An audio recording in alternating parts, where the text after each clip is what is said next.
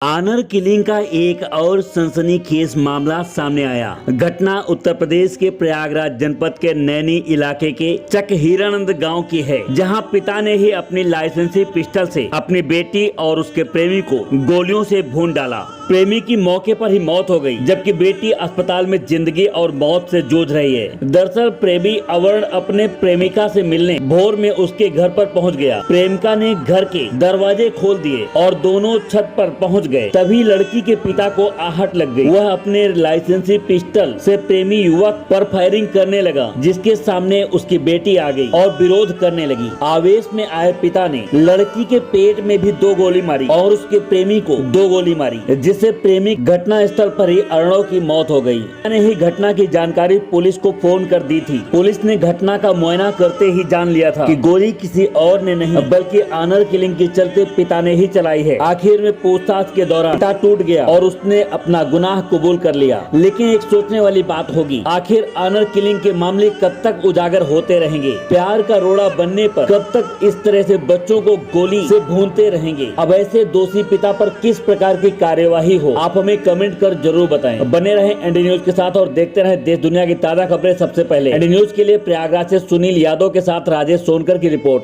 कार्रवाई क्या होगी?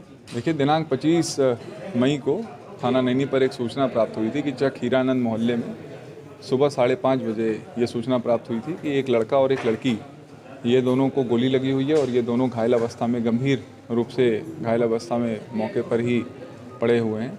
तत्काल इस सूचना पर पुलिस की कई टीमें मौके पर पहुंची और हमारे फर्स्ट रिस्पॉन्डर्स जो पहुंचे थे वो लड़का और लड़की को इलाज के लिए लेके गए। लड़की अभी SRN में इलाजरत है, जहां वो उसकी स्थिति अब रिकवरी कर रही है। लड़का जो है वो मरणासन था मौके पे तथा दुर्भाग्यवश उसकी मृत्यु हो गई।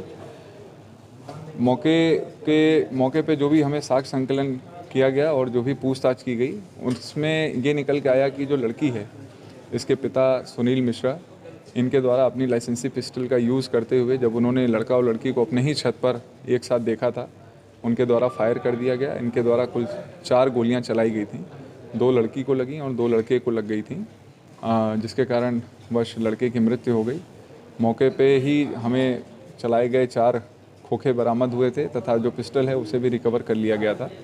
और पूछताछ के क्रम में और जो भी साइंटिफिक एविडेंस हम लोगों ने मौके से कलेक्ट किया था, उसके क्रम में आज जो अभियुक्त सुनील मिश्रा हैं, इन्हें गिरफ्तार करके न्यायिक अभिरक्षा के लिए भेजा गया है। अच्छा, इसमें सर नामजद कई लोगों को किया गया है। अब तक के घटना में जो जांच में पुलिस ने क्या पाया है कि आखिर घटना किसके द्वारा कारित की गई? अभी तक की जो भी बहुत ही गहनता से इसमें पूछताछ हुई है, देखिए, क्योंकि एक व्यक्ति की मृत्यु हो चुकी थी और जो लड़की है वो भी मरणासन्न थी, जो अभी मौजूदा टाइम में इलाजरत है। इसमें पिता के द्वारा ये बताया गया कि उसके द्वारा ही सिर्फ बंदूक का इस्तेमाल करते हुए इन लोगों पे फायर किया गया था। जो नामजद तहरीर प्राप्त हुई थी लड़के के पिता के माध्यम से, उसमें सुनील मिश्रा तथा इनके 2 अन्य बेटों का भी नाम आया था। इनके संबंध में गहनता से साक्ष्य संकलन चल रहा है। बहुत जल्द जो भी एविडेंस हम लोग के पास होंगे उसके हिसाब से ही आगे की भी कार्रवाई की जाएगी।